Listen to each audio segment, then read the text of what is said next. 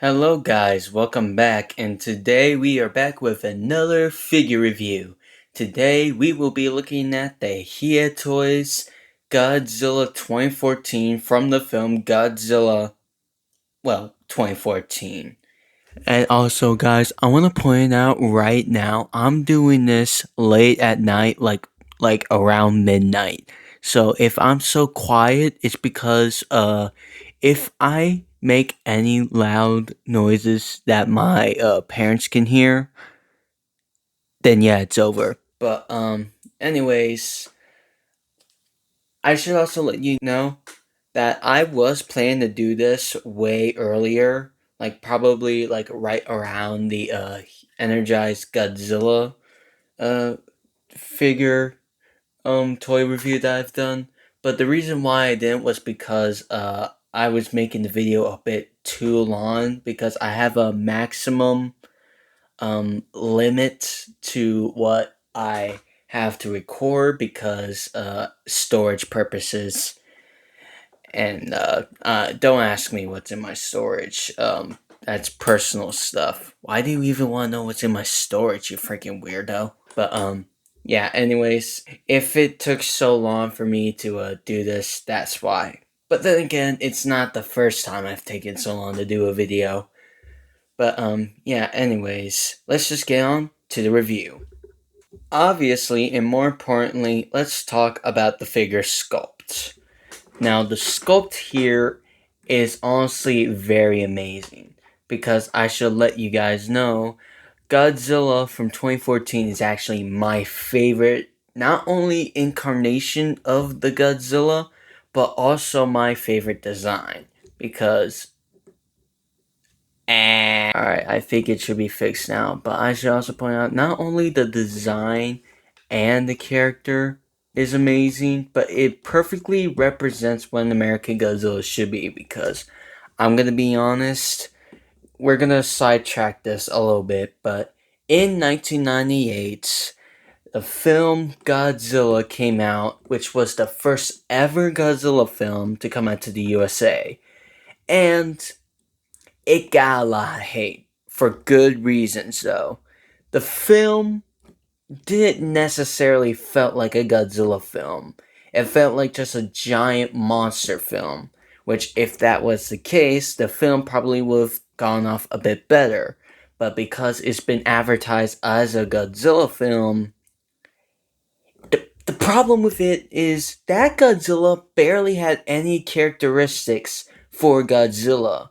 Because, I mean, from the design alone, it's pretty obvious why people think it doesn't seem like a Godzilla. Because the design, while good, it's drastically bad pun, different from a Godzilla design that's been used for like basically 41 years, technically. But it also appeared in an anime trilogy, considering there was supposed to be a sequel, but due to the horrible reputation, I'm pretty sure that's what got cancelled. There could be another reason, but that's just my reasoning. The design is the same, which again I don't think the Zilla Jr. from the TV show is still Godzilla. But then again, at least he has feats and characteristics that back him up. Unlike the movie version, which is, um, again, we all know the real American Godzilla. And this Godzilla perfectly represents that.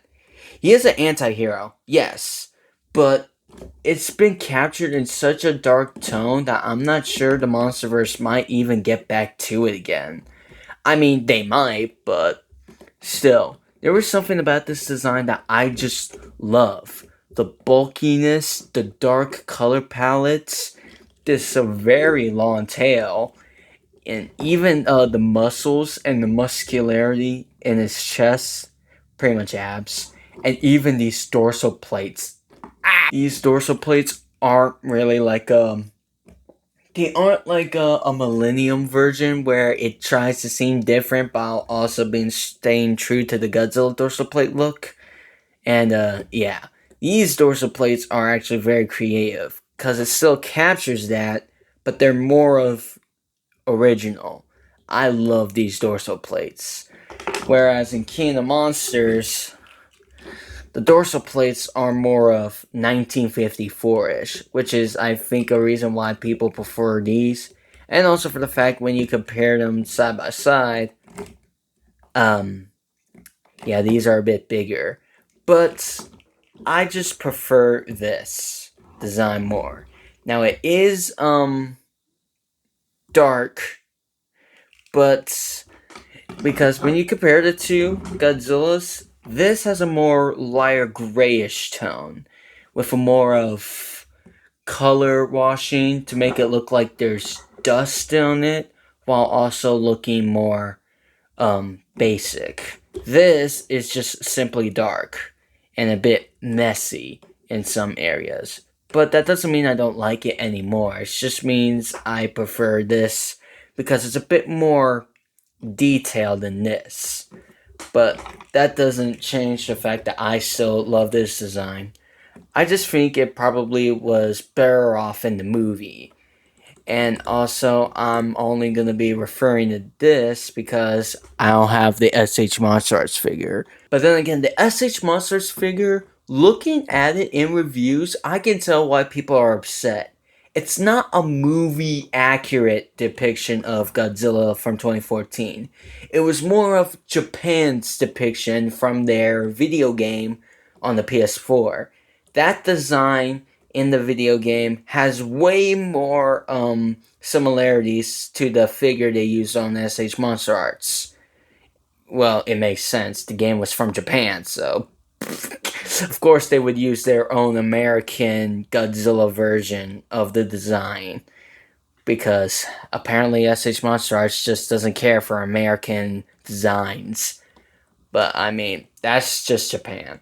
But anyways, yeah, the colors here, right here, I don't think you can see it on camera, but it's like a certain, like, wash of, like, it just seems like it's a bit all, like, sloppily brownish, and then the rest is just pitch black, which technically makes sense because Godzilla isn't the most creative when it comes to color, but at least it works. I love the sculpting and detail on it, though.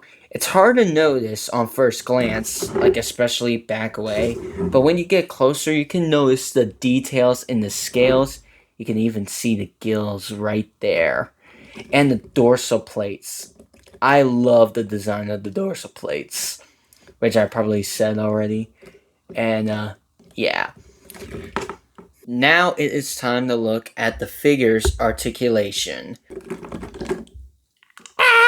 Well, I should probably show y'all. This is what the ball joint looks like up here. And, yeah. So, I'm pretty sure it would work better if I heat it up. But if you're asking me, I would just think that it would make it even worse. But yeah, that's the base of the neck for ya. But,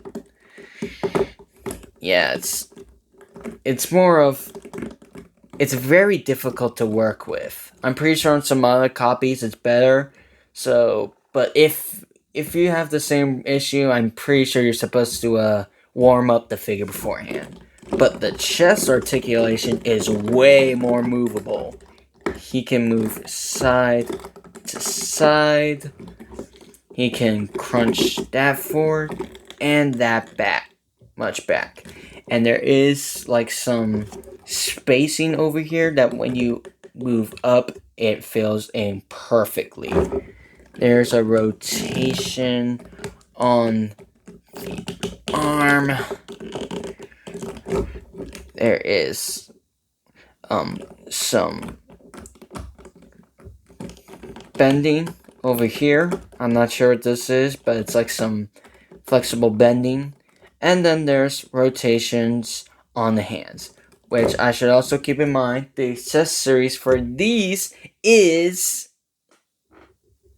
this. And I'm not going to put these on because screw that. And you can also have rotation on the leg. Sheesh. Her probably should have warmed the figure up.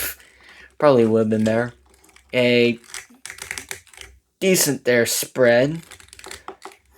And you can also bend the knee back like that.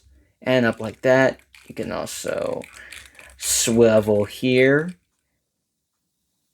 Swivel. And you can also rotate the foot. But keep in mind, on my copy, or because I didn't warm up the figure, it is a bit difficult to rotate the feet because it moves along with this leg joint here. So keep that in mind every time you try and do that. And we come to the tail. You guys already know the point. Very posable, very articulated, and very, very long, but it just works. It looks better in some curvy poses. Basically. Now, let's do some size comparisons. Which I forgot to do in the last review, but whatever. Here he is next to my SH Monster Arts Final Wars Godzilla. My SH Monster Arts Godzilla from 1954, which still holds up to this day. Very nice. My SH Monster Arts Con from 2021.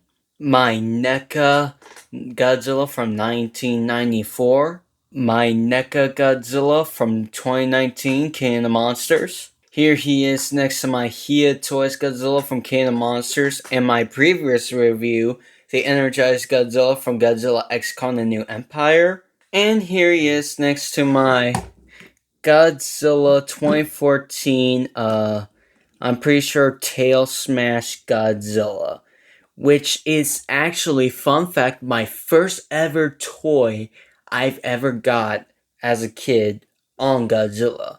That goes to show how much I appreciate this version of Godzilla.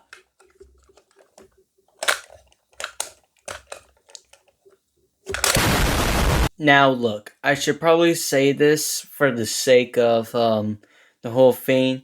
So far right now in my collection, the Hiya Toys Godzilla 2019 is honestly the better figure. It's way more posable, way more easier to get some shots, and way more detailed than the Godzilla 2014 figure. Nonetheless, that doesn't mean the design of the 2019 Godzilla is better than 2014. Not even close. It's just, I'm not really that interested in the 2014 figure that much because it really was difficult to play with. Right out of the box, it was super stiff, limited in certain points of articulation, and the head was just, it was a problem. However, that doesn't mean I'm not going to stop buying Hiya Toys figures. In fact, that means I actually want to get some more Hiya Toys Godzilla figures. Especially Shimo Flip. But, yeah. This has no way to say that I think 2019 is better than 2014.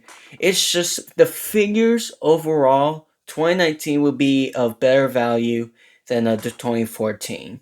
But that doesn't mean I don't love the 2014 figure overall. It's just solid. Great paint, great looks on recreating the film, but mid articulation and the paint could have been a bit better.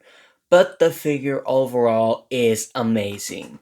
I would only get it if you're a big fan of Hiya Toys, the 2014 Godzilla, or just a big fan on hating SH Monster Arts. So, yeah, I think that's all I have to say. Thank you so much for watching, and I'll see y'all in the next review.